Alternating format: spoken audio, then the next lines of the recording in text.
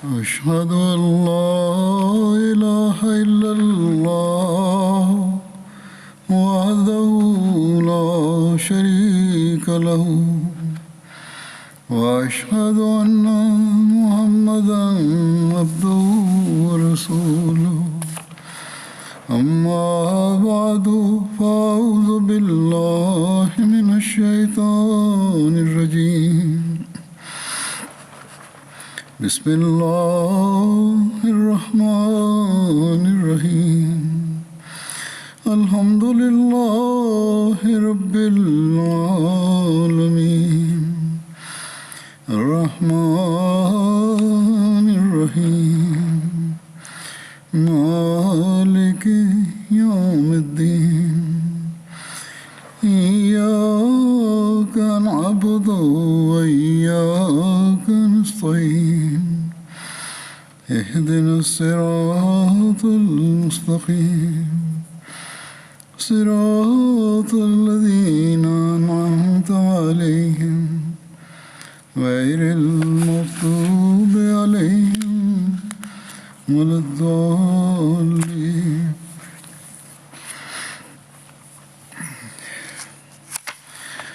آج حضرت علی بن ابو طالب کے ذکر سے شروع کروں گا، خلفائے راشدین کے بارے میں۔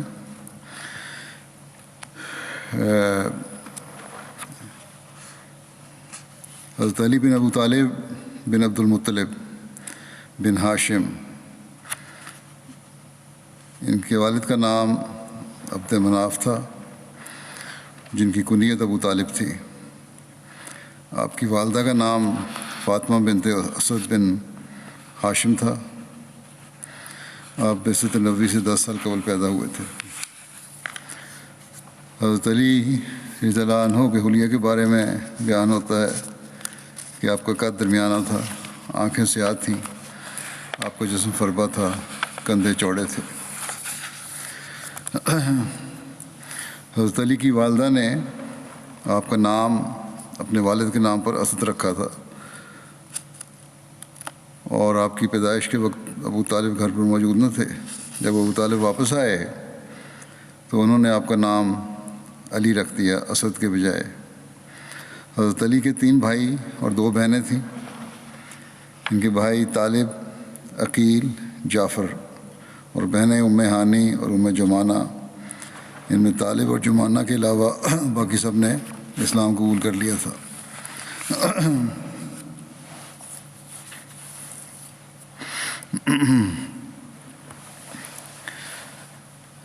حضرت علی کی کنیت ابو الحسن، ابو السبتین اور ابو تراب تھی۔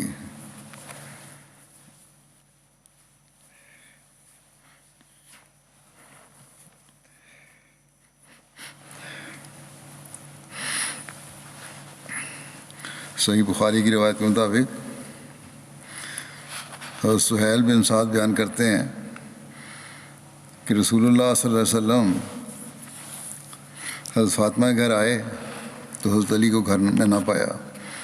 آپ نے پوچھا تمہارے چچا کا بیٹا کہاں ہے؟ حضرت فاطمہ نے کہا میرے اور ان کے درمیان کوئی بات ہو گئی تھی تو وہ مجھ سے ناراض ہو کر چلے گئے، اور قیلولہ بھی میرے پاس نہیں کیا۔ تو رسول اللہ صلی اللہ علیہ وسلم نے کسی آدمی سے کہا دیکھو وہ کہاں ہے؟ وہ آیا اور اس نے کہا کہ یا رسول اللہ وہ مسجد میں سوئے ہوئے ہیں۔ تو رسول اللہ صلی اللہ علیہ وسلم تشریف لائے، مسجد میں چلے گئے، اور حضرت علی وہاں لیٹے ہوئے تھے۔ ان کے پہلو سے ان کی چادر ہٹی ہوئی تھی اور کچھ مٹی لگ گئی تھی پہلو پہ، کمر پہ۔ رسول اللہ صلی اللہ علیہ وسلم نے مٹی پونچھی اور فرمایا اٹھو اے ابو تراب، اٹھو اے ابو تراب۔ اس وقت سے ان کا یہ ابو تراب بھی ان کی کنیت کے نام سے وہ پکارے جانے لگے۔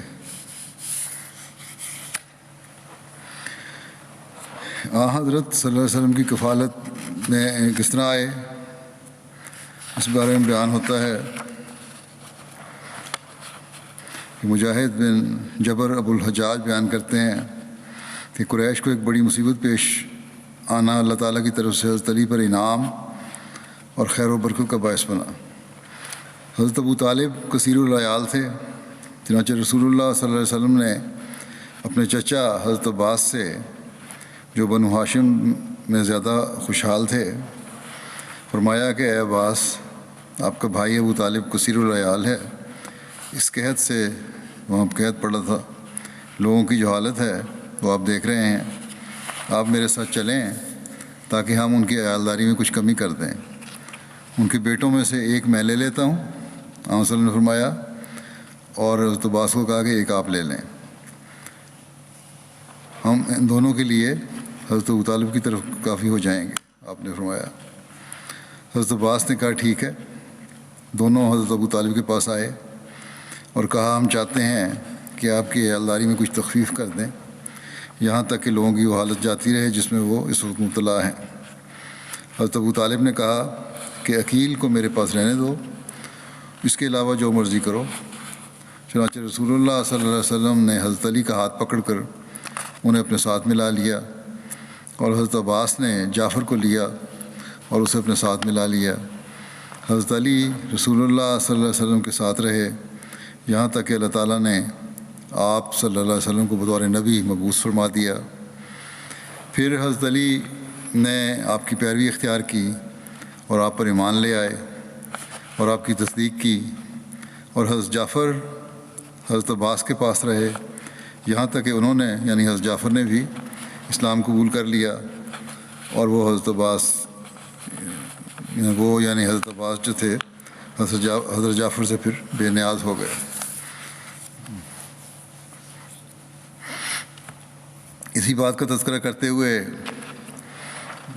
پہلی تو یہ تاریخ تبریزی کی روایت تھی، اس کو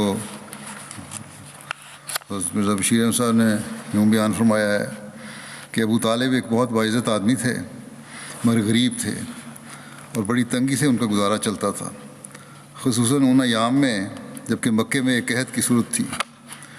ان کے دن بہت ہی تکلیف میں کٹتے تھے۔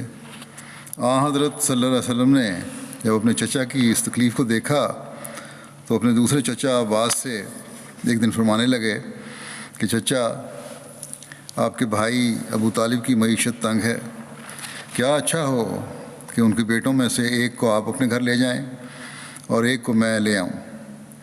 عباس نے اس تجویز سے اتفاق کیا، اور پھر دونوں مل کر ابو طالب کے پاس گئے اور ان کے سامنے یہ درخواست پیش کی۔ ان کو اپنی اولاد میں عقیل سے بہت محبت تھی، ابو طالب کو عقیل سے بہت محبت تھی۔ کہنے لگے عقیل کو میرے پاس رہنے دو، اور باقیوں کو اگر تمہاری خواہش ہے تو لے جاؤ۔ چنانچہ جعفر کو عباس اپنے گھر لے آئے اور علی کو حضرت صلی اللہ علیہ وسلم اپنے پاس لے آئے۔ حضرت علی رضی اللہ عنہ کی عمر اس وقت قریباً 6-7 سال کی تھی۔ اس کے بعد حضرت علی ہمیشہ حضرت صلی اللہ علیہ وسلم کے پاس رہے۔ حضرت علی کے قبول اسلام کے بارے میں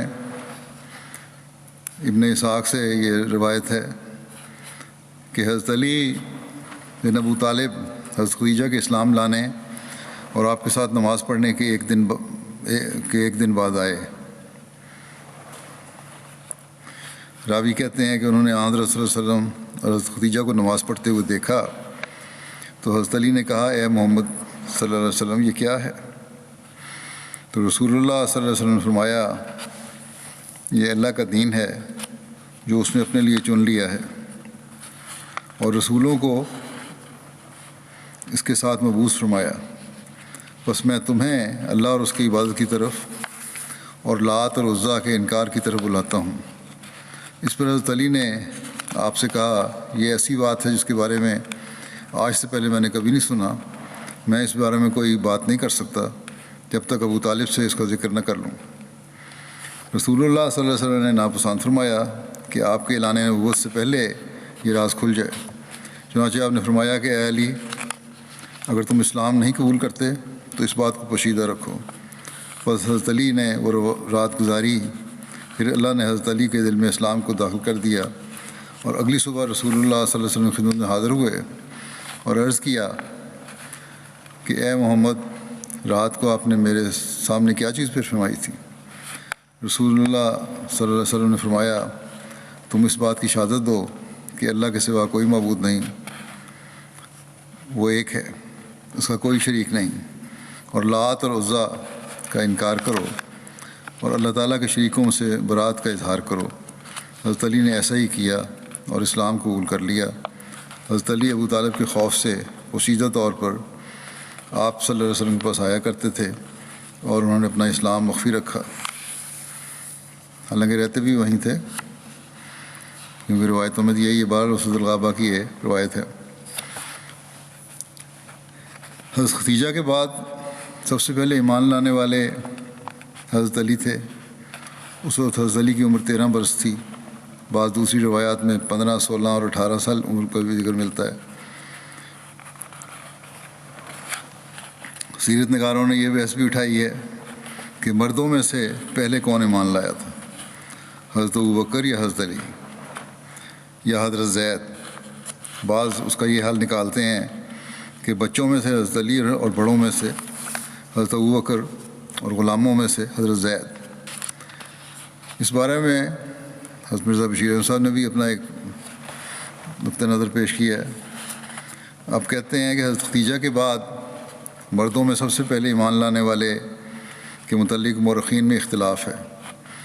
بعض حضرت ابوبکر عبداللہ بن ابی قحافہ کا نام لیتے ہیں، بعض حضرت علی کا جن کی عمر اس وقت صرف 10 سال کی تھی، اور بعض حضرت صلی اللہ علیہ وسلم کے آزاد کردہ غلام حضرت زید بن حارثہ کا۔ مگر ہمارے نزدیک یہ جھگڑا فضول ہے۔ حضرت علی اور زید بن حارثہ حضرت صلی اللہ علیہ وسلم کے گھر کے آدمی تھے اور آپ کے بچوں کی طرح آپ کے ساتھ رہتے تھے۔ حضرت صلی اللہ علیہ وسلم کا فرمانا اور ایمان لانا، بلکہ ان کی طرف سے تو شاید کسی قولی اقرار کی بھی ضرورت نہ تھی۔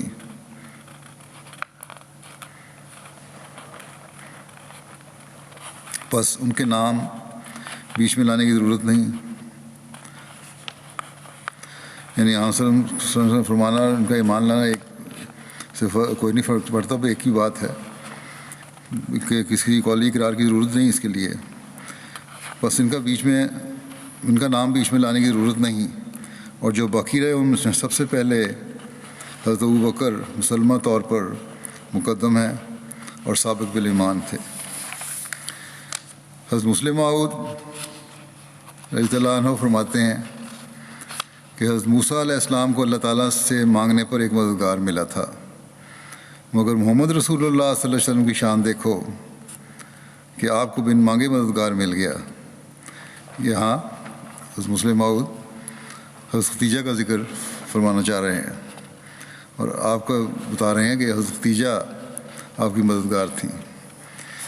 کہتے ہیں دیکھو اللہ تعالیٰ کی شان دیکھو کہ آپ کو بن مانگے مددگار مل گیا، یعنی آپ کی وہ بیوی جس کے ساتھ آپ کو بےحد محبت تھی سب سے پہلے آپ پر ایمان لے آئی۔ چونکہ ہر شخص کا مذہب اور عقیدہ آزاد ہوتا ہے اور کوئی کسی کو جبراً منوا نہیں سکتا، اس لیے ممکن تھا کہ جب آپ صلی اللہ علیہ وسلم نے حضرت ختیجہ سے خدا تعالیٰ کی پہلی وحی کا ذکر کیا تو آپ کو ساتھ نہ دیتی اور کہہ دیتی کہ میں بھی سوچ سمجھ کر کوئی قدم اٹھاؤں گی، لیکن نہیں، حضرت ختیجہ نے بلا تعامل، بلا توقف اور بلا پس و پیش آپ کے دعویٰ کی تائید کی، اور رسول کریم صلی اللہ علیہ وسلم کا یہ فکر کہ ممکن ہے ختیجہ مجھ پر ایمان نہ لائے جاتا رہا، اور سب سے پہلے ایمان لانے والی حضرت ختیجہ ہی ہوئیں۔ اس وقت خدا تعالیٰ عرش پر بیٹا کہہ رہا تھا الیس اللہ بکاف عبدہ، کہ اے محمد صلی اللہ علیہ وسلم تجھے ختیجہ کے ساتھ پیار تھا اور محبت تھی، اور تیرے دل میں یہ خیال تھا کہ کہیں ختیجہ تجھے چھوڑ نہ دے، اور تو اس فکر میں تھا کہ ختیجہ مجھ پر ایمان لاتی ہے یا نہیں، مگر کیا ہم نے تیری ضرورت کو پورا کیا یا نہ کیا؟ اس کے بعد مسلم فرماتے ہیں کہ اس کے بعد جب آپ کے گھر میں میں خدا تعالیٰ کی وحی کے متعلق باتیں ہوئیں تو زید بن حارث غلام جو آپ کے گھر میں رہتا تھا آگے بڑھا اور اس نے کہا یا رسول اللہ میں آپ پر ایمان لاتا ہوں۔ اس کے بعد حضرت علی جن کی عمر اس وقت 11 سال کی تھی اور وہ ابھی بالکل بچہ ہی تھے، اور وہ دروازے کے ساتھ کھڑے ہو کر اس گفتگو کو سن رہے تھے جو رسول کریم صلی اللہ علیہ وسلم اور حضرت خدیجہ کے درمیان ہو رہی تھی۔ جب انہوں نے یہ سنا کہ خدا کا پیغام آیا ہے تو وہ علی جو ایک ہونہار اور ہوشیار بچہ تھا، وہ علی جس کے اندر نیکی تھی، وہ علی جس کے نیکی کے جذبات جوش مارتے رہتے تھے مگر نشو و نما نہ پا سکے تھے، وہ علی جس کے احساسات بہت بلند تھے مگر ابھی تک سینے کے اندر دبے ہوئے تھے، اور وہ علی جس کے اندر اللہ تعالیٰ نے قبولیت کا مادہ ودیت کیا تھا مگر ابھی تک اسے کوئی موقع نہ مل سکا تھا، اس نے جب دیکھا کہ اب میرے جذبات کے ابھرنے کا وقت آ گیا ہے، اس نے جب دیکھا کہ اب میرے احساسات کے نشو و نما کا موقع آ گیا ہے، اس نے جب دیکھا کہ اب خدا مجھے اپنی طرف بلا رہا ہے، تو وہ بچہ سا علی اپنے درد سے معمور سینے کے ساتھ لجاتا اور شرماتا ہوا آگے بڑھا، اور اس نے عرض کیا کہ یا رسول اللہ، جس بات پر میری چچی ایمان لائی ہے اور جس بات پر زید ایمان لایا ہے اس پر میں بھی ایمان لاتا ہوں۔ تاریخ طبری میں لکھا ہے کہ جب نماز کا وقت ہوتا تو رسول کریم صلی اللہ علیہ وسلم مکہ کی گھاٹیوں کی طرف چلے جاتے، اور حضرت علی بھی آپ کے چچا ابو طالب اور دیگر چچاؤں اور تمام قوم سے چھپ کر آپ کے ساتھ ہو لیتے، اور دونوں وہاں نماز ادا کرتے، شام کو واپس تشریف لے آتے۔ یہ سلسلہ یوں ہی چلتا رہا۔ پھر ایک دن ابو طالب نے ان دونوں کو نماز پڑھتے ہوئے دیکھ لیا اور رسول اللہ صلی اللہ علیہ وسلم سے پوچھا کہ اے میرے بھتیجے، یہ کون سا دین ہے جس کی پیروی کرتے ہوئے میں آپ کو دیکھ رہا ہوں؟ آپ صلی اللہ علیہ وسلم نے فرمایا، اے میرے چچا، یہ اللہ کا دین ہے اور اس کے فرشتوں کا دین ہے اور اس کے رسولوں کا دین ہے اور ہمارے باپ حضرت ابراہیم کا دین ہے، یا اس سے ملتا جلتا کچھ فرمایا۔ نیز فرمایا کہ اللہ تعالیٰ نے اس کے ساتھ مجھے لوگوں کی طرف مبعوث فرمایا ہے، اور اے چچا، تو اس بات کا سب سے زیادہ حقدار ہے کہ میں تجھے اس کی نصیحت کروں اور تجھے اس ہدایت کی طرف بلاؤں، اور تو اس بات کا زیادہ سزاوار ہے کہ مجھے قبول کرے اور میری مدد کرے، یا اس طرح کی بات فرمائی۔ اس پر ابو طالب نے کہا، اے میرے بھتیجے، میں اپنے اور اپنے آباء و اجداد کے دین اور جس پر وہ تھے اس کو چھوڑنے کی طاقت نہیں رکھتا، لیکن اللہ کی قسم، میں جب تک زندہ ہوں تمہیں کوئی ایسی چیز نہیں پہنچے گی جسے تو ناپسند کرتا ہو۔ حضرت مرزا بشیر احمد صاحب نے اس واقعے کو اس طرح بیان فرمایا ہے کہ ایک دفعہ حضرت صلی اللہ علیہ وسلم اور حضرت علی مکہ کی کسی گھاٹی میں نماز پڑھ رہے تھے کہ اچانک اس طرف سے ابو طالب کا گزر ہوا۔ ابو طالب کو ابھی تک اسلام کی کوئی خبر نہ تھی، اس لیے وہ کھڑا ہو کر نہایت حیرت سے یہ نظارہ دیکھتا رہا۔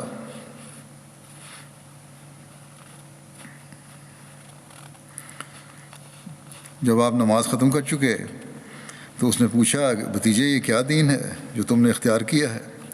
حضرت صلی اللہ علیہ وسلم نے فرمایا، چچا، یہ دین الہی اور دین ابراہیم ہے، اور آپ نے ابو طالب کو مختصر طور پر اسلام کی دعوت دی، لیکن ابو طالب نے یہ کہہ کر ٹال دیا کہ میں اپنے باپ دادا کا مذہب نہیں چھوڑ سکتا، مگر ساتھ ہی اپنے بیٹے حضرت علی کی طرف مخاطب ہو کر بولا، ہاں بیٹا، تم بے شک محمد صلی اللہ علیہ وسلم کا ساتھ دو، کیونکہ مجھے یقین ہے کہ وہ تم کو سوائے نیکی کے اور کسی طرف نہیں بلائے گا۔ اللہ تعالیٰ کے حکم کے موافق نبی کریم صلی اللہ علیہ وسلم کا اپنے اقربا کو ڈرانے کا ایک جگہ یوں ذکر ملتا ہے۔ حضرت براء بن عازب بیان کرتے ہیں کہ جب رسول اللہ صلی اللہ علیہ وسلم پر یہ آیت نازل ہوئی کہ وہ انذر عشیرتک الاقربین، اور تو اپنے اہل خاندان یعنی اقربا کو ڈرا، وہ انذر عشیرتک الاقربین، تو اپنے اہل خاندان یعنی اقربا کو ڈرا۔ آپ نے فرمایا، اے علی، ہمارے لیے ایک سا کھانے کے ساتھ بکری کی ران تیار کرو اور ایک روایت میں سا کے بجائے مد کا لفظ ملتا ہے۔ ایک سا 4 مد کا تھا، یعنی کچھ کم 2.5 سیر وزن میں، یا 2.5 کلو کہہ سکتے ہیں۔ اور یہاں یہ بھی لکھا ہے کہ اہل کوفہ اور عراق کے سا 8 مد کا ہوتا تھا، یعنی 4 سیر کا یا 4.5 سیر کا۔ لیکن بہرحال بہت تھوڑی مقدار ہے، جتنا بھی ہو، 2.5 سیر ہو یا 4 سیر ہو۔ خاندان کے افراد کو بلانا تھا، دعوت کرنی تھی، اس کے لیے کھانا تیار کرنا تھا، اور ہمارے لیے ایک بڑا پیالہ دودھ کا تیار کرو۔ پھر بنو عبد المطلب کو جمع کرو۔ حضرت علی کہتے ہیں میں نے ایسے ہی کیا، وہ سب جمع ہوئے۔ وہ 40 افراد تھے، ایک زیادہ یا ایک کم تھا۔ ان میں آپ کے چچا ابو طالب اور حمزہ اور عباس اور ابو لہب بھی تھے۔ میں نے ان کے سامنے کھانا کا بڑا برتن پیش کیا تو رسول اللہ صلی اللہ علیہ وسلم نے اس میں سے گوشت کا ایک ٹکڑا لیا، اپنے دانتوں سے اسے کاٹا، پھر اس پیالے کی اطراف میں اسے بکھیر دیا برکت دینے کی خاطر، اور فرمایا اللہ کے نام کے ساتھ کھاؤ۔ لوگوں نے کھایا یہاں تک کہ وہ سیر ہو گئے۔ اللہ کی قسم، میں نے ان سب کے لیے جو پیش کیا تھا وہ صرف ایک آدمی کھا سکتا تھا۔ پھر آپ نے فرمایا لوگوں کو پلاؤ۔ چنانچہ میں نے دودھ کا وہ پیالہ لایا، انہوں نے پیا یہاں تک کہ سب کے سب سیر ہو گئے۔ اللہ کی قسم، ان میں سے صرف ایک شخص یہ سارا پی سکتا تھا۔ پھر جب رسول اللہ صلی اللہ علیہ وسلم نے ارادہ فرمایا کہ حاضرین سے بات کریں تو ابو لہب نے جلدی سے بولنا شروع کر دیا اور کہا دیکھو تمہارے ساتھی نے تم پر کیسا جادو کیا ہے۔ پھر وہ لوگ منتشر ہو گئے اور رسول اللہ صلی اللہ علیہ وسلم ان سے بات نہ کر سکے۔ اگلے روز آپ نے فرمایا اے علی، جو کھانا اور مشروب تم نے کل تیار کیا تھا ویسا ہی تیار کرو۔ میں نے ایسے ہی کیا۔ پھر میں نے ان لوگوں کو جمع کیا۔ رسول اللہ صلی اللہ علیہ وسلم نے ایسے ہی کیا جیسا کہ کل کیا تھا، یعنی کھانے کو برکت بخشی تھی۔ پھر ان لوگوں نے کھایا اور پیا یہاں تک کہ خوب سیر ہو گئے۔ پھر رسول اللہ صلی اللہ علیہ وسلم نے فرمایا اے بنو عبد المطلب، میں عرب کے کسی نوجوان کو نہیں جانتا جو اپنی قوم کے لیے اس سے بہتر بات لے کر آیا ہو جو میں تمہارے لیے لایا ہوں۔ میں تمہارے لیے دنیا اور آخرت کا معاملہ لے کر آیا ہوں۔ پھر فرمایا اس پر کون میری مدد کرے گا؟ حضرت علی کہتے ہیں ان پر سب لوگ خاموش رہے، اور میں نے عرض کیا یا رسول اللہ، باوجود اس کے کہ میں ان سب میں کم عمر ہوں، میں آپ کا مددگار ہوں گا۔ سید خاتم النبیین میں اس بات کا تذکرہ کرتے ہوئے مرزا بشیر احمد صاحب نے اس طرح لکھا ہے کہ حضرت صلی اللہ علیہ وسلم نے حضرت علی سے ارشاد فرمایا کہ ایک دعوت کا انتظام کرو اور اس میں بنو عبد المطلب کو بلاؤ تاکہ اس ذریعے سے ان تک پیغام حق پہنچایا جاوے۔ چنانچہ حضرت علی نے دعوت کا انتظام کیا اور آپ صلی اللہ علیہ وسلم نے اپنے سب قریبی رشتہ داروں کو جو اس وقت کم و بیش 40 نفوس تھے اس دعوت میں بلایا۔ جب وہ کھانا کھا چکے تو آپ نے کچھ تقریر شروع کرنی چاہی، مگر بدبخت ابو لہب نے کچھ ایسی بات کہہ دی جس سے سب لوگ منتشر ہو گئے۔ اس پر حضرت صلی اللہ علیہ وسلم نے حضرت علی سے فرمایا کہ یہ موقع تو جاتا رہا، اب پھر دعوت کا انتظام کرو۔ چنانچہ آپ کے رشتہ دار پھر جمع ہوئے اور آپ نے انہیں یوں مخاطب کیا کہ اے بنو عبد المطلب، دیکھو میں تمہاری طرف وہ بات لے کر آیا ہوں کہ اس سے بڑھ کر اچھی بات کوئی شخص اپنے قبیلے کی طرف نہیں لایا۔ میں تمہیں خدا کی طرف بلاتا ہوں، اگر تم میری بات مانو تو تم دین و دنیا کی بہترین نعمتوں کے وارث بنو گے۔ اب بتاؤ اس کام میں میرا کون مددگار ہوگا؟ سب خاموش تھے۔ ہر طرف مجلس میں ایک سناٹا تھا کہ یکلخت ایک طرف سے ایک 13 سال کا دبلا پتلا بچہ جس کی آنکھوں سے پانی بہہ رہا تھا اٹھا اور یوں گویا ہوا، گو میں سب میں کمزور ہوں اور سب میں چھوٹا ہوں، مگر میں آپ کا ساتھ دوں گا۔ یہ حضرت علی کی آواز تھی۔ حضرت صلی اللہ علیہ وسلم نے حضرت علی کے یہ الفاظ سنے تو آپ نے رشتہ داروں کی طرف دیکھ کر فرمایا اگر تم جانو تو اس بچے کی بات سنو اور اسے مانو۔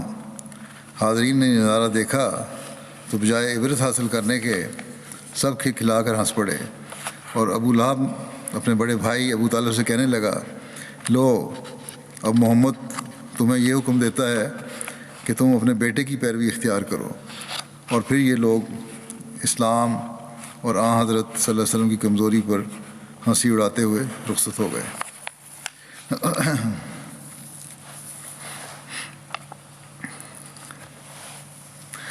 حضرت مسلم موعود اس واقعے کا تذکرہ یوں فرماتے ہیں کہ حضرت علی کا واقعہ ہے، وہ بھی 11 سال کے تھے۔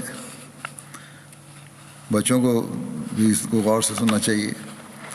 جب وہ دین کی تائید کے لیے کھڑے ہوئے، جب رسول کریم صلی اللہ علیہ وسلم کو وحی ہوئی تو آپ نے دعوت کی، جس میں مکے کے تمام بڑے بڑے امراء کو بلایا اور انہیں کھانا کھلایا۔ پھر آپ کھڑے ہوئے اور فرمایا کہ میں کچھ اپنے دعویٰ کی بات کرنا چاہتا ہوں۔ اس پر سارے اٹھ کر بھاگ گئے۔ یہ دیکھ کر حضرت علی رسول کریم صلی اللہ علیہ وسلم کے پاس آئے اور کہنے لگے، اے بھائی، آپ نے یہ کیا کیا؟ آپ جانتے ہیں کہ یہ بڑے دنیا دار لوگ ہیں، ان کو پہلے سنانا تھا اور پھر کھانا کھلانا تھا۔ یہ بے ایمان تو کھانا کھا کر بھاگ گئے کیونکہ یہ کھانے کے بھوکے ہیں۔ اگر آپ پہلے باتیں سناتے تو چاہے 2 گھنٹے سناتے، وہ ضرور بیٹھے رہتے، پھر ان کو کھانا کھلاتے۔ چنانچہ رسول کریم صلی اللہ علیہ وسلم نے پھر اس طرح کیا، پھر دوبارہ ان کو بلایا اور ان کی دعوت کی، لیکن پہلے کچھ باتیں سنا لیں اور پھر کھانا کھلایا۔ اس کے بعد آپ کھڑے ہوئے اور آپ نے فرمایا، اے لوگو، میں نے تمہیں خدا کی باتیں سنائی ہیں، کیا کوئی تم میں سے ہے جو میری مدد کرے اور اس کام میں میرا ہاتھ بٹائے؟ مکے کے سارے بڑے بڑے آدمی بیٹھے رہے، صرف حضرت علی رضی اللہ تعالیٰ عنہ کھڑے ہوئے اور کہنے لگے، اے میرے چچا کے بیٹے، میں ہوں، آپ کی مدد کروں گا۔ آپ نے سمجھا کہ یہ تو بچہ ہے، چنانچہ پھر آپ کھڑے ہوئے اور فرمایا، اے لوگو، کیا تم میں سے کوئی ہے جو میری مدد کرے؟ پھر سارے بوڑھے بوڑھے بیٹھے رہے اور وہ 11 سال کا بچہ کھڑا ہو گیا اور اس نے کہا کہ میرے چچا کے بیٹے، میں جو ہوں، میں تیری مدد کروں گا۔ پھر رسول کریم صلی اللہ علیہ وسلم نے سمجھا کہ خدا کے نزدیک جوان یہی 11 سالہ بچہ ہے، باقی بوڑھے سب بچے ہیں، ان میں کوئی طاقت نہیں ہے، یہی بچہ ہے جو عقل مند ہے۔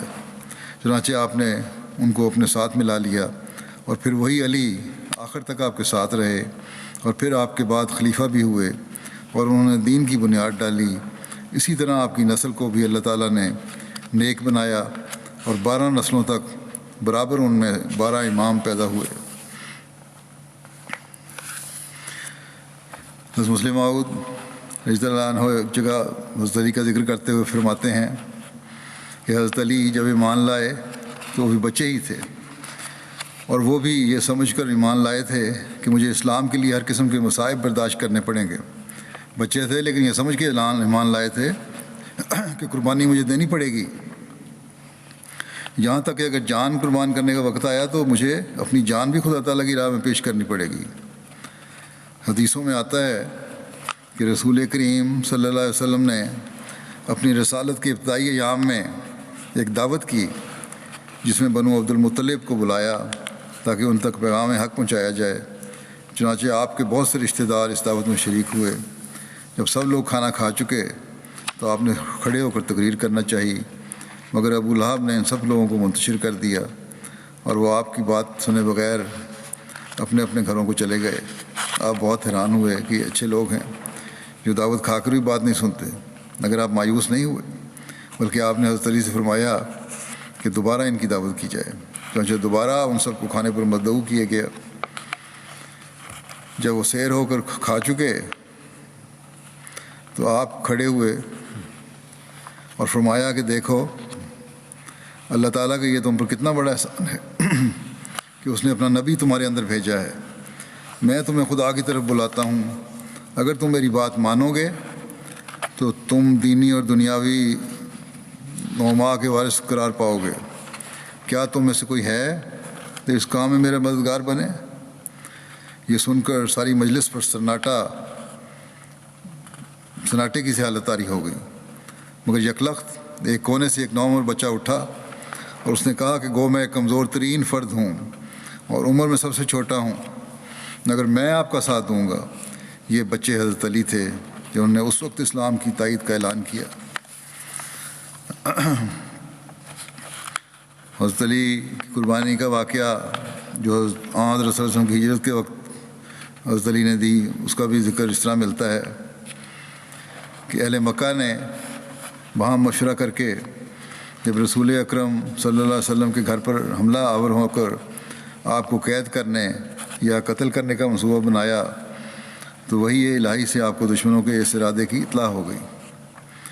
اللہ تعالیٰ نے آپ کو ہجرت مدینہ کی اجازت مرحمت فرمائی تو آپ نے ہجرت کی تیاری کی اور حضرت علی کو ارشاد فرمایا کہ وہ آج کی رات حضرت صلی اللہ علیہ وسلم کے بستر پر لیٹیں۔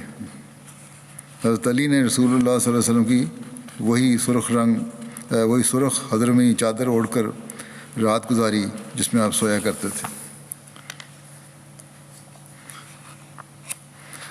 مشرکین کا وہ گروہ جو کہ رسول اللہ صلی اللہ علیہ وسلم کی گھات لگائے ہوئے بیٹھا تھا، وہ صبح کے وقت رسول اللہ صلی اللہ علیہ وسلم کے گھر میں داخل ہوا اور حضرت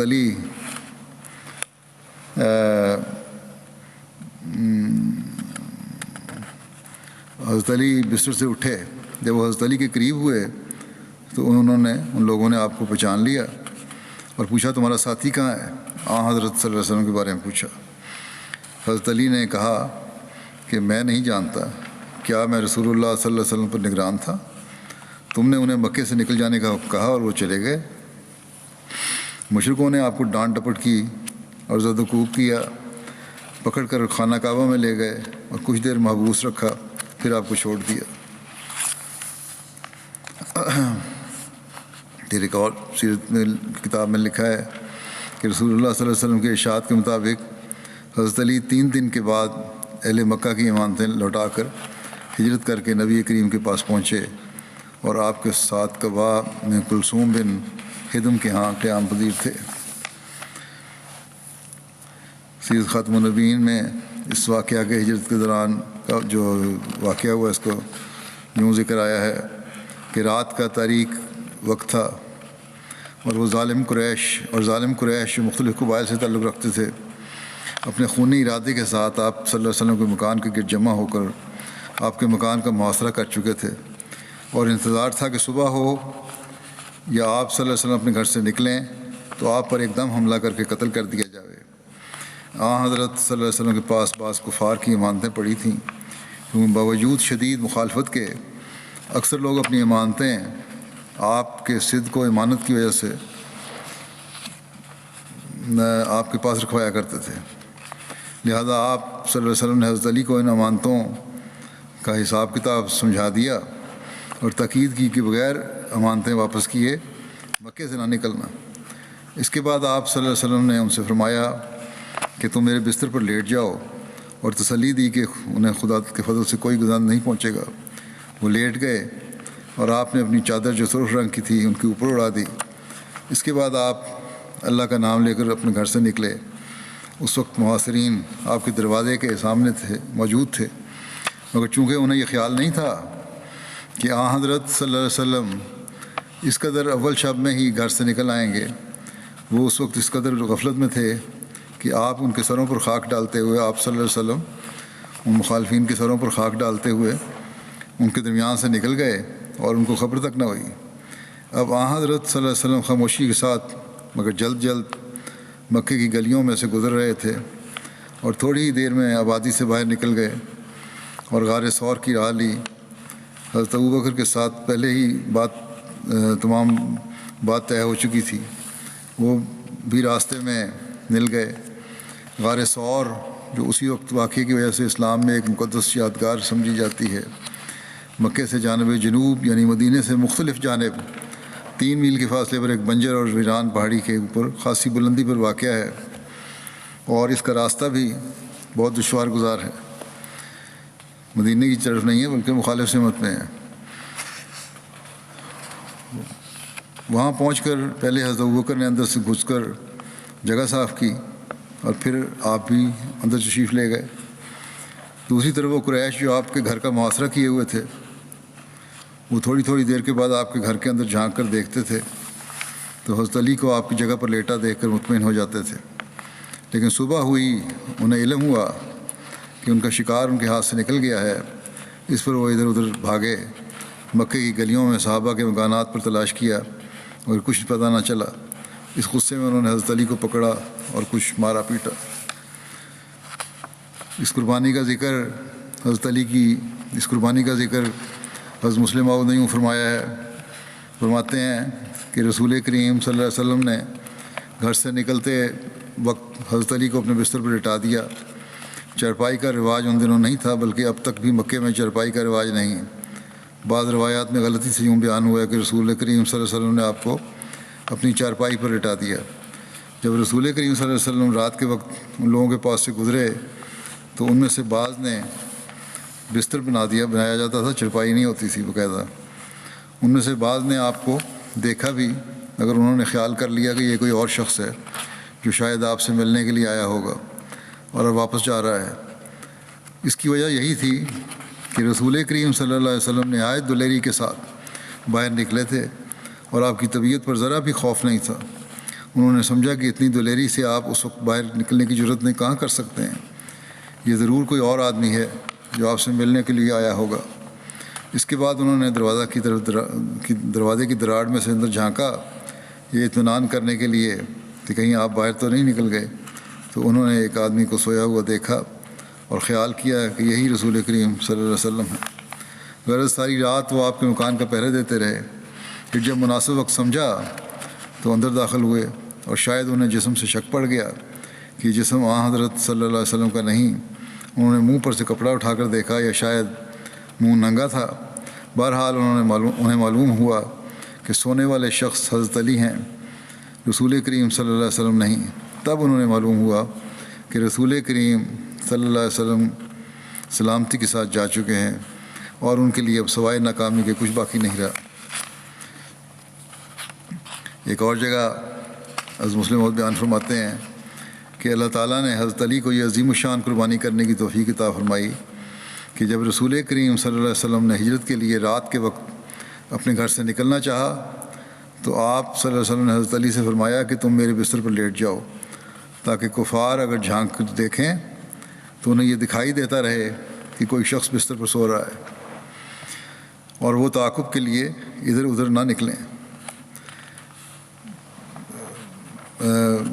اس وقت حضرت علی نے یہ نہیں کہا کہ یا رسول اللہ، مکان کے ارد گرد تو قریش کے چنیدہ نوجوان ہاتھ میں تلوار لیے کھڑے ہیں، اگر صبح کو انہیں معلوم ہوا کہ آپ کہیں باہر تشریف لے جا چکے ہیں تو وہ مجھ پر حملہ کر کے مجھے قتل کر دیں گے۔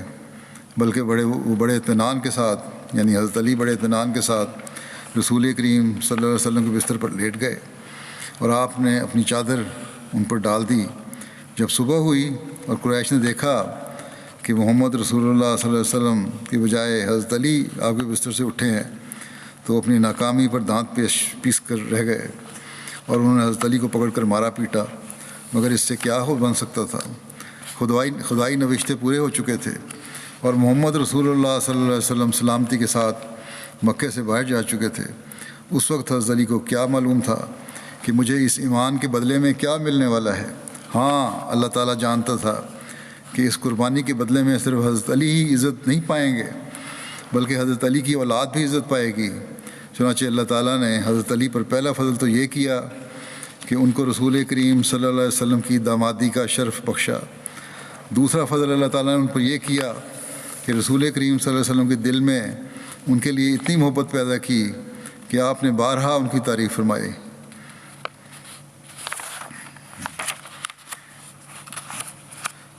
بہرحال یہ ایک ہی واقعہ کے مختلف ذریعوں سے جو حوالے میں نے پیش کیے ہیں، اصل واقعہ کے لحاظ سے تو ایک ہی چیز ہوتی ہے، لیکن مختلف رنگوں میں جو میں بیان کرتا ہوں، اس لیے اس کی تفصیل اور تشریح جو ہے، اس میں بعض نئی باتیں پتہ لگ جاتی ہیں یا نئے انداز میں پیش کی جاتی ہیں، جس سے کئی پہلو سامنے آ جاتے ہیں، یا اس شخص کی، صحابی کی، اور یہاں حضرت علی کے معاملے میں حضرت علی کی بھی شخصیت کا جو مختلف پہلو بھی سامنے آ گئے۔ یہاں حضرت صلی اللہ علیہ وسلم کا جو تعلق تھا ہر صحابی سے، اس کا بھی پتہ لگ جاتا ہے۔ تو اس طرح بعض لگتا یہی ہے کہ ایک ہی حوالہ مختلف جگہ پیش کیا جا رہا ہے، لیکن اس کا انداز مختلف ہوتا ہے ہر حوالے کا، اس لیے پیش کرتا ہوں۔ اور یہاں حضرت علی کے حوالے سے بھی یہی باتیں ہمیں پتہ چلی ہیں۔ بہرحال حضرت علی کا ذکر چل رہا ہے، باقی انشاءاللہ تعالیٰ آئندہ پیش کروں گا۔ اس وقت میں چند مرحومین کا ذکر کروں گا جن کا جنازہ پڑھاؤں گا۔ جن میں سے سب سے پہلے ڈاکٹر طاہر محمود صاحب شہید ہیں، ابن طارق محمود صاحب مرد بلوچاں ضلع ننکانہ کے۔ ان کو مخالفین احمدیت نے 20 نومبر 2020 کو نماز جمعہ کی ادائیگی کے بعد گزشتہ جمعہ فائرنگ کر کے شہید کیا تھا۔ انا للہ و انا الیہ راجعون۔ تفصیلات کے مطابق شہید مرحوم اپنے والد طارق محمود صاحب اور دیگر فیملی ممبران کے ہمراہ 20 نومبر کو نماز جمعہ کی ادائیگی کے لیے اپنے تایا مکرم محمد حفیظ صاحب کے گھر جمع ہوئے۔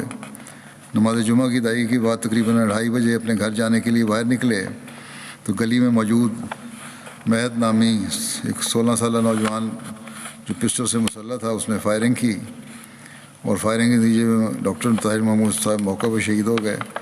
انا للہ و انا الیہ راجعون۔ شہید مرحوم کی عمر 31 سال تھی۔ اس حملہ میں شہید مرحوم کے والد طارق محمود صاحب عمر 55 سال جو سیکٹری مال اور سابق صدر ہیں، سر میں گولی لگنے سے شدید زخمی ہوئے اور اب بھی ہسپتال میں زیر علاج ہیں، جبکہ شہید مرحوم کے تایا مکرم سعید احمد مقصود صاحب عمر 60 سال صدر جماعت جو ہیں، اور مکرم طیب محمود صاحب زعیم خدام الاحمدیہ عمر 26 سال فائرنگ کے نتیجے میں زخمی ہوئے اور کچھ دیر ہسپتال میں زیر علاج رہے۔ وہ تو خیر ہو گئے، لیکن والد صاحب جو ہیں شہید کے وہ زیادہ زخمی ہیں۔ حملہ آور 2 میگزین فائر کر کے تیسرے میگزین کو لوڈ کر رہا تھا کہ پکڑا گیا، لیکن بہرحال دشمنی کا ایک نیا رنگ اب وہاں اس لحاظ سے شروع کیا ہے ان لوگوں نے کہ چھوٹی عمر کے لڑکوں کو انگیخت کرتے ہیں اور ان سے حملے کرواتے ہیں تاکہ بعد میں عدالتوں میں کہہ سکیں کہ یہ تو بالغ نہیں ہے اور اس کو سزا میں کمی ہو جائے اور یا ویسے سزا معاف ہو جائے۔ تو مختلف طریقے اب انہوں نے آزمائے ہیں۔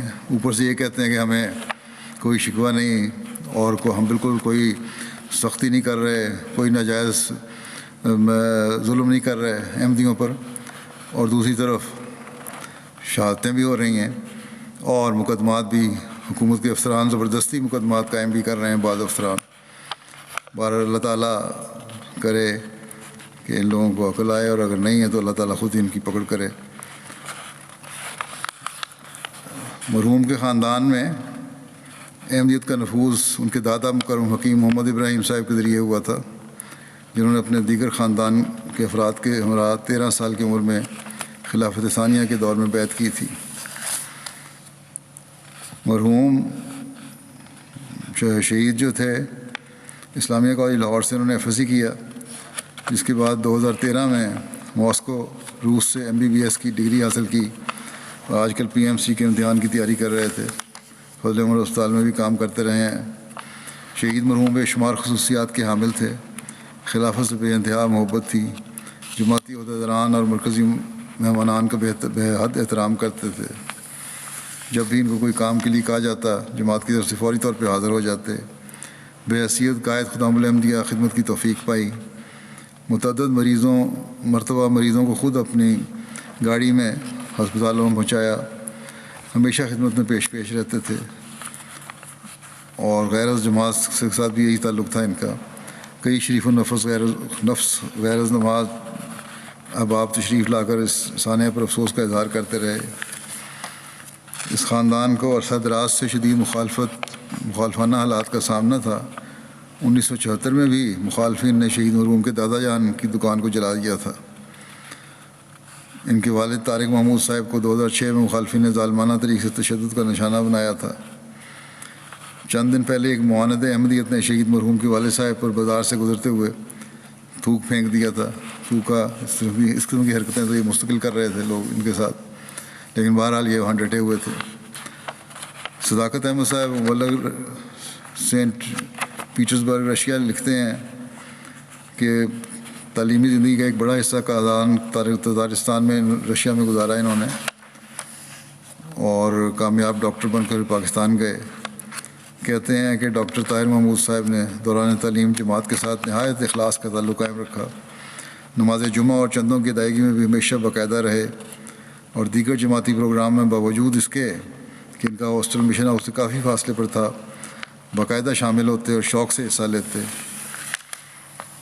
اور اور کہتے ہیں ان کا شمار اپنے گروپ کے میڈیکل کے گروپ طلباء میں ذہین ترین طلباء میں ہوتا تھا۔ تدریسی زبان اگرچہ انگریزی تھی لیکن ذاتی محنت اور شوق سے رشین زبان میں بھی کافی رواں ہو گئے تھے۔ کازان میں جس ہاسٹل میں رہتے تھے وہاں سب کو بتایا ہوا تھا کہ وہ احمدی ہیں، اور اس وجہ سے ان کی مخالفت کا بھی سامنا کرنا پڑتا تھا، کیونکہ وہاں پاکستانی طالب علم بھی تھے، طلباء بھی تھے جو جماعت کی شدید مخالفت کرتے تھے، لیکن ان کو بھی جب موقع ملتا تبلیغ کرتے تھے۔ اب یہ کہتے ہیں میں پاکستان بھی آیا ہوتا، یہاں مجھے ملے اور انہوں نے بتایا کہ مڑ بلوچہ میں ان کی مخالفت بہت زیادہ ہے، اس لیے ربوہ منتقل ہونا چاہتے تھے، یہاں ربوہ میں گھر بھی بنایا انہوں نے۔ فرید ابراگیموف کازان تاجکستان کی رشین احمدی ہیں، کہتے ہیں کہ آپ نے رشین زبان بہت جلد سیکھ لی، بہت خوش مزاج اور نیک طبیعت کے مالک تھے، ان کی مسکراہٹ سے نور چھلکتا تھا۔ مرحوم کی پسماندگان میں والد مکرم طارق محمود صاحب کے علاوہ والدہ محترمہ شمیم اختر صاحبہ اور بھائی قاسم محمود صاحب جرمنی میں ہیں، اور ہمشیرہ فائدہ محمود صاحبہ ایریا نصیر احمد صاحب جرمنی میں ہیں۔ یہ لوگ ہیں ان کے پسماندگان میں۔ اللہ تعالیٰ شہید مرحوم کے درجات بلند فرمائے، جنت الفردوس میں اعلیٰ مقام عطا فرمائے، زخمیوں کو صحت اور عطا فرمائے، شفائے کاملہ و عاجلہ عطا فرمائے، اور ہر قسم کی پیچیدگیوں سے بچائے ان زخمیوں کو، اپنے فضلوں اور رحمتوں سے نوازتا رہے باقی ان کے سب عزیزوں اور رشتہ داروں کو۔ اگلا جنازہ ہے مکرم جمال الدین محمود صاحب کا، جو سیرا لیون میں نیشنل جنرل سیکرٹری تھے۔ 3 نومبر کو اچانک دل کا دورہ پڑنے کی وجہ سے وفات پا گئے۔ انا للہ و انا الیہ راجعون۔ مرحوم گزشتہ 16 سال سے بطور جنرل سیکرٹری خدمات بجا لا رہے تھے، اللہ تعالیٰ کے فضل سے موسی تھے۔ سعید الرحمان صاحب مشنری انچارج لکھتے ہیں کہ ان کی باقی کئی خوبیوں کے علاوہ ایک بڑی خوبی یہ بھی تھی کہ ساری دنیا کے احمدیوں کو قوم پرستی سے بچا کر ایک خاندان بنانے کے عملی مصداق تھے۔ بہت حکمت اور اخلاص سے کام کرتے تھے۔ قریباً 2000 افراد نے آپ کی نماز جنازہ اور تجہیز و تکفین میں شرکت کی۔ اس موقع پر 2 وزرائے حکومت، chief of army staff Sierra Leone, متعدد ممبران پارلیمنٹ، پیراماؤنٹ چیفز سمیت 20 اعلیٰ افسران حکومت موجود تھے۔ مبارک طاہر صاحب سیکرٹری نصرت جہاں لکھتے ہیں کہ مرحوم بہت مخلص، فدائی اور دل و جان سے جماعت کی خدمت کرنے والے تھے۔ ایک عرصے سے بطور جنرل سیکرٹری خدمت کی توفیق پا رہے تھے۔ نیز احمدیہ پرنٹنگ پریس سیرا لیون کے نائب مینیجر بھی تھے۔ مرحوم کا تعلق گھانا سے تھا۔ ان کے والد مکرم ابراہیم کوجو محمود صاحب کو حضرت مولانا نذیر احمد مبشر صاحب نے تعلیم کے میدان میں خدمت کے لیے سیرا لیون بھجوایا تھا۔ یہ لکھتے ہیں مبارک طاہر صاحب کہ 13 سال تک جمال صاحب میرے پاس روکوپور میں رہے۔ ان کے والد نے ان کو تعلیم کے لیے ان کے بھائی چھوڑا ہوا تھا۔ موصوف آغاز سے ہی دیندار تھے، نماز با جماعت اور دیگر جماعتی خدمات میں پیش رہتے تھے۔ روکوپور کے خدام کے ساتھ مل کر تبلیغ اور اشاعت دین کا کام کرتے رہے۔ عثمان طالع صاحب انچارج یقین پریس سیرا لیون کہتے ہیں کہ جمال الدین محمود صاحب خاکسار سے پہلے وہاں لمبے عرصے سے خدمت کر رہے تھے، انچارج تھے۔ خاکسار نے ان کے ساتھ 12 سال کا وقت گزارا ہے۔ اس دوران کبھی بھی انہوں نے یہ اظہار نہیں کیا کہ خاکسار ان سے چھوٹا ہے اور ناتجربہ کار ہے، بلکہ ہمیشہ احترام سے پیش آتے اور کہتے کہ آپ مبلغ ہیں اور آپ کا تقرر خلیفۃ المسیح نے کیا ہے، اور کبھی بھی کسی معاملے میں ایسا نہیں ہوا کہ انہوں نے خاکسار کی اطاعت نہ کی ہو۔ اطاعت اور عاجزی اتنی کوٹ کوٹ کر بھری ہوئی تھی کہ ان کو کوئی کام کہہ دیا جاتا تو فوراً اس کو شروع کر دیتے اور ہر ممکنہ طریق پر کوشش کر کے اسے مکمل کرتے۔ کہتے ہیں کہ خاکسار نے اس عرصہ میں ان سے بہت کچھ سیکھا ہے۔ روزانہ بلا ناغہ نماز تہجد ادا کرتے تھے، نماز با جماعت کی بہت پابندی کرتے تھے۔ نماز بھی ایسی ہوتی کہ اس کی خوبصورتی قابل رشک تھی۔ ہمیشہ نہایت خشوع و خضوع اور تسلی سے نماز ادا کرتے تھے۔ خلافت سے بہت عشق تھا اور ہر خطبہ جمعہ نہایت ادب کے ساتھ بیٹھ کر سنتے تھے۔ پھر یہ لکھتے ہیں کہ سیرا لیون کے کلچر کے مطابق جمال صاحب نے کئی بچوں کو اپنے گھر میں رکھا، اپنے خرچ پر تعلیم دلوائی، اور ان میں سے کئی اس وقت اچھی ملازمت کر رہے ہیں اور نہایت ادب اور پیار سے ان کو یاد کرتے ہیں۔ نوید قمر صاحب مربی لکھتے ہیں کہ جماعتی تحریکات میں بڑھ چڑھ کر حصہ لیتے، اپنے والدین اور خاندان کے دیگر بزرگوں کے نام سے تحریک جدید اور وقف جدید کی مداحت میں اضافی قربانی کرتے۔ جب کبھی اپنے آبائی گاؤں رکوع پر آتے تو باوجود مصروفیت کے بروقت مسجد پہنچتے۔ عموماً مغرب اور عشاء کی درمیانی وقت میں لوگوں کو جماعتی تعلیمات کا بتاتے اور خصوصاً خلافت احمدیت کی اہمیت اور برکات اور اس سے وابستگی کا مضمون بڑے آسان انداز میں سمجھاتے تھے۔ پھر لکھتے ہیں کہ تمام لوگوں سے ان کی پیار محبت کا تعلق تھا، ان کا پیار محبت کا تعلق تھا۔ ان کی وفات کی خبر پر کیا احمدی اور کیا غیر احمدی ہر آنکھ اشک بار تھی۔ یہی وجہ تھی کہ انتظار میں لوگوں کی ایک بڑی تعداد شامل ہوئی اور گرد و نواح کے علاوہ طویل سفر کر کے بھی لوگ شامل ہوئے۔ مرحوم کی 2 بیویاں تھیں، پہلی بیوی سے علیحدگی ہو گئی لیکن اولاد انہی سے تھی، جس سے 2 بیٹیاں اور 2 بیٹے تھے، اور ایک بیٹے کی تو شادی ہو گئی ہے، بیٹی کی آسٹریلیا میں ہے، باقی گھانا میں پڑھ رہی ہے، 2 گھانا میں بچے پڑھ رہے ہیں، ایک سیرالون میں۔ دوسری بیوی سے ان کی اولاد کوئی نہیں ہے۔ بہر اللہ تعالیٰ مرحوم کے مغفرت و رحم کا سلوک فرمائے، درجات بلند کرے اور ان کے بچوں کو بھی ان کی نیکیوں کو جاری رکھنے کی توفیق عطا فرمائے۔ اگلا جنازہ ہے امت السلام صاحبہ اہلیہ مکرم چودھری صلاح الدین صاحب، مرحوم سابق ناظم جداد اور مشیر قانونی ربا کا، جو 19 اکتوبر کو وفات پا گئی تھیں۔ انا للہ و انا الیہ راجعون۔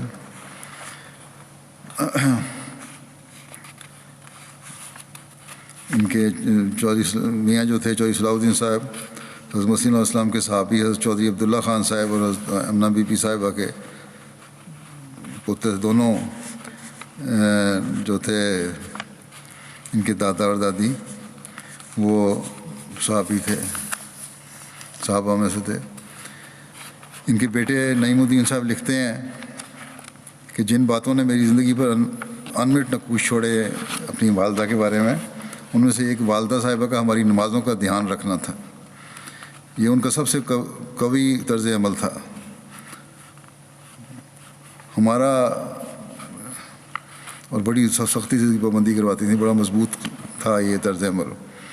ہمارا گھر عملاً ہاسٹل کا رنگ رکھتا تھا۔ کثرت سے ہمارے عزیز تعلیم کی غرض سے ہمارے گھر مقیم ہوا کرتے تھے اور ان کا قیام کئی سال تک محیط رہا۔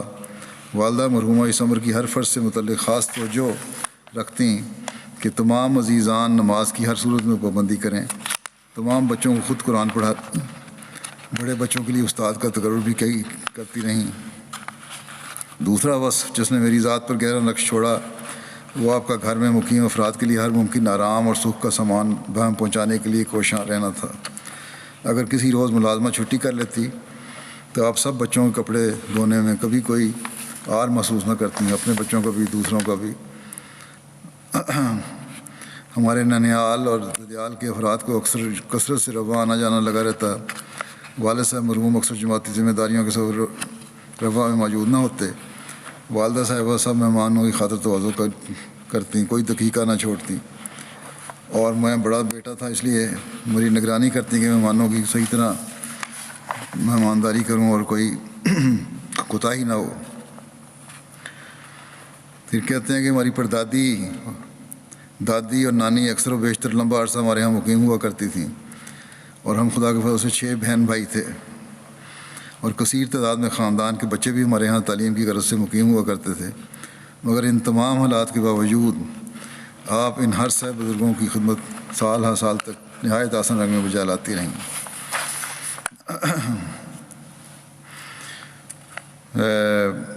جلسہ سالانہ کے موقع پر بلا مبالغہ 80-90 مہمان ہو جاتے تھے۔ ان کے قیام و طعام کے لیے گھر پر ٹینٹ لگا کرتے تھے، بستروں کے لیے گاؤں سے انتظام ہوا کرتا تھا، سب انسامات والد صاحب اور والدہ صاحبہ دونوں مل کر نہایت محبت اور خوش دلی سے کھلے دل سے کیا کرتے تھے، اور ہر عزیز نے بلا استثناء آپ کی محبت اور نوازی کا اظہار کیا ہے۔ ان کے ایک بھانجے نے لکھا کہ میں ان کے گھر میں تعلیم حاصل کرتا رہا، اور یہ نہیں ہوا کہ صبح کی روٹی کبھی شام کو ہمیں دی ہو یا شام کی صبح کھلائی ہو، بلکہ ناشتے وقت تازہ پراٹھے اور تازہ دہی ہمیشہ دیا کرتی تھیں۔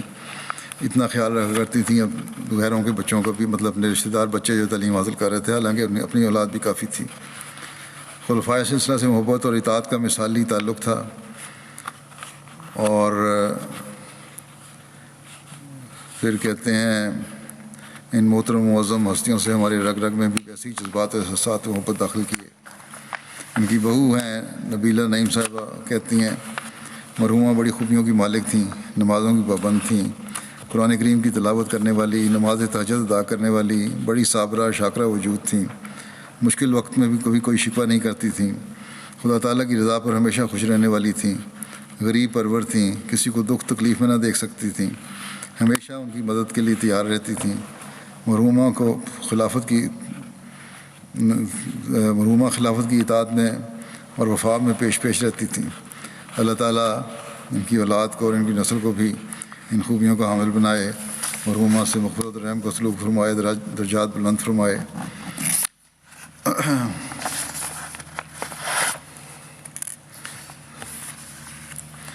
اگلا جنازہ ہے مکرمہ منصور بشرا صاحبہ، والدہ ڈاکٹر لطیف قریشی صاحب، جو 6 نومبر کو 97 سال کی عمر میں وفات پا گئی تھیں۔ انا للہ و انا الیہ راجعون۔ آپ حضرت مسیح علیہ السلام کے صحابی، بلکہ صحابہ کی اولاد تھیں۔ حضرت منشی فیاض علی کپور تھلوی صاحب کی نواسی تھیں، اور حضرت شیخ عبدالرشید صاحب کی پوتی تھی، دونوں صحابی تھے۔ بچپن میں حضرت اماں جان رضی اللہ عنہا کے ساتھ قریبی تعلق تھا۔ مرحومہ یادداشت کی کمی کے باوجود آخری وقت تک نماز پڑھنا کبھی نہیں بھولیں، خطبہ جمعہ بھی ایم ٹی پر باقاعدگی سے سنتی تھیں۔ ایک نیک باوفا بزرگ خاتون تھیں۔ مرحومہ اللہ تعالیٰ کے فضل سے موسیہ تھیں۔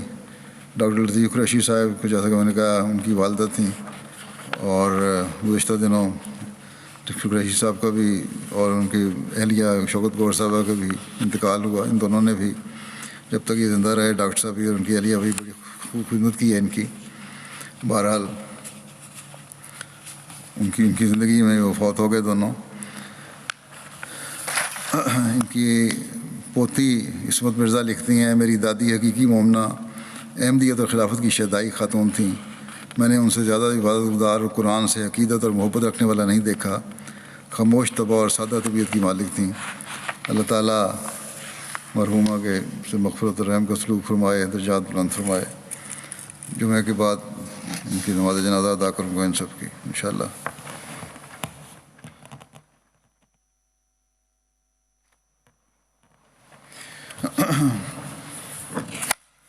الحمد للہ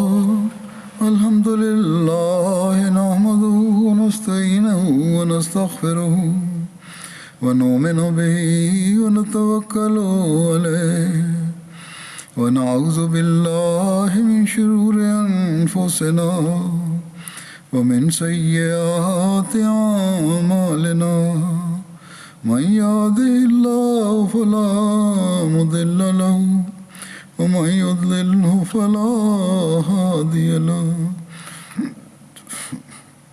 ونشهد أن لا إله إلا الله ونشهد أن محمدا عبده ورسوله عباد الله رحمكم الله إن الله يأمر بالعدل والإحسان وإيتاء ذي القربى وينهى عن الفحشاء والمنكر والبغي يعظكم لعلكم تذكرون اذكروا الله يذكركم وادعوه يستجب لكم ولذكر الله أكبر